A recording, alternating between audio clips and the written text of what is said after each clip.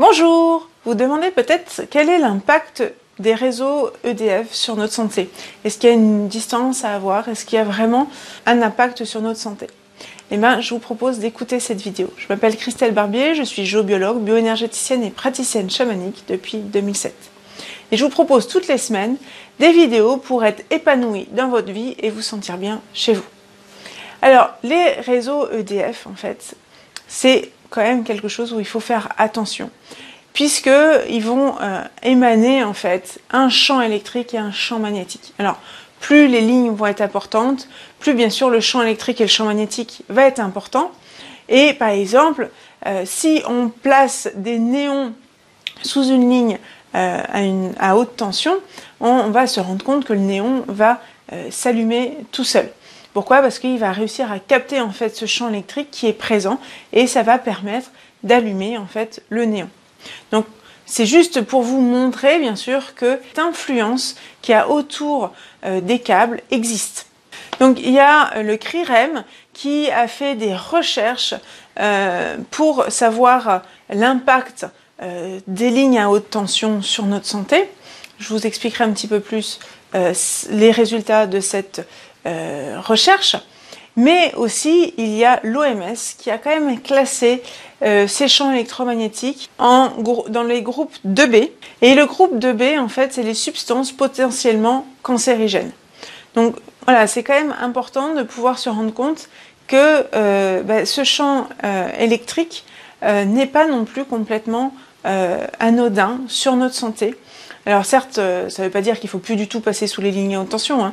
Me faites pas dire ce que je n'ai pas dit, mais il faut faire attention de savoir combien de temps on reste sous ces lignes à haute tension. Donc, je vais vous expliquer un petit peu la recherche du CRIREM. Donc, cette enquête qui a été réalisée par le CRIREM, c'est l'enquête citoyenne « Vivre avec une ligne à très haute tension » qui a été réalisée par Catherine Gouillet et Pierre Ruse. Donc, ils ont fait toute une étude sur cette ligne à haute tension qui se situe en Normandie.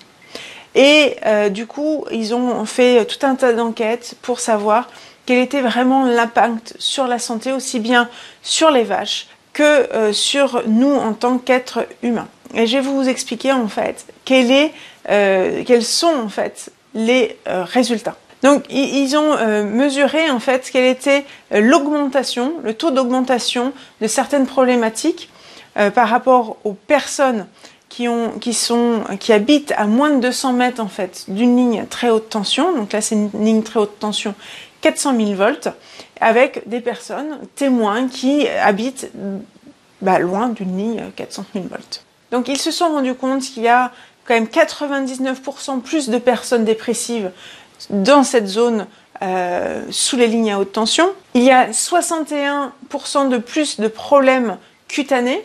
Il y a 45% de personnes qui sont plus irritables et 41% de plus de maux de tête. Je voulais juste vous faire ressortir les choses les plus importantes, mais ils se sont rendus compte aussi qu'il y avait plus de nervosité par rapport aux vaches dans les élevages, qu'elles avaient plus de cellules dans leur lait. Donc c'est un facteur qui est mesuré par les agriculteurs pour savoir la qualité du lait. Il y a vraiment un impact quantifiable de cette ligne à haute tension qui est quand même pas négligeable. Alors quelle est la bonne distance par rapport à cette ligne?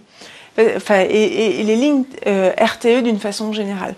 Parce qu'on ne peut pas vraiment s'en protéger, ou sinon il faudrait protéger carrément toute la maison, donc là ça devient quand même assez onéreux. Donc si vous achetez une maison, si vous allez louer un appartement, si vous allez acheter un terrain, je vous invite vraiment à faire attention à ce phénomène, parce que c'est quand même très handicapant. Alors je vous ai mis la typologie, vous allez voir en fait chaque voltage qui circule en fait dans les câbles correspond en fait à une typologie précise de poteaux. Donc comme ça, vous allez pouvoir les reconnaître relativement facilement. Donc pour le 380 volts, ça c'est quelque chose qui pose pas énormément de problèmes puisque c'est ce qui va circuler aussi chez nous, dans la rue, etc.